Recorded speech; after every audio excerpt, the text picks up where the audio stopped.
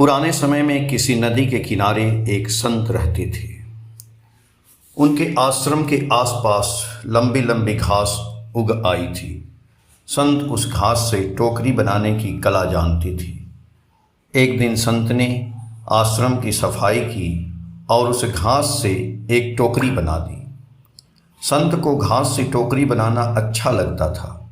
टोकरी बनाने के बाद संत ने सोचा कि इस टोकरी की मुझे कोई ज़रूरत नहीं है, इसे नदी में बहा देता हूँ, किसी ज़रूरतमंद के काम आ जाएगी। संत ने टोकरी नदी में बहा दी।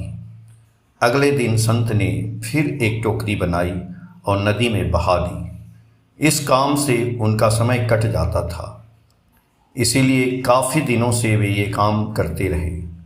संत रोज़ एक टोकरी बनाते और नदी में बहा देते थे। सेवा के भाव से किए गए इस काम से संत को बहुत शांति मिलती थी।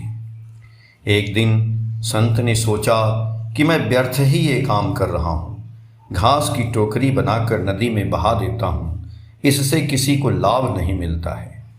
अगर मैं ये टोकरियाँ किसी को दे देता तो यह किसी के काम आ सकती थी।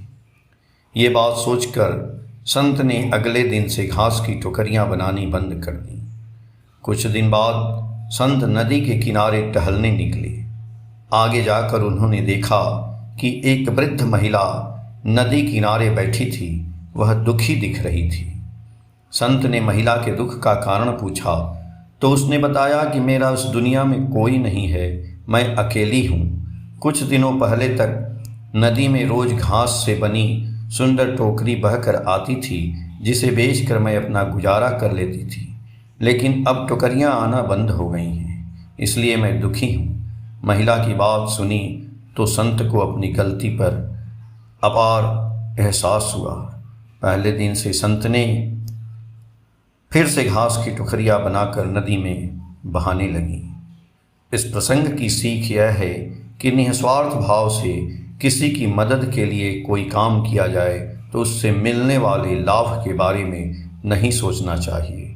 ऐसे काम हमारे पुण्यों में बढ़ोतरी करते हैं और दूसरों को इससे लाभ मिलता है और हमारा मन शांत रहता है। यही तो है सेवा।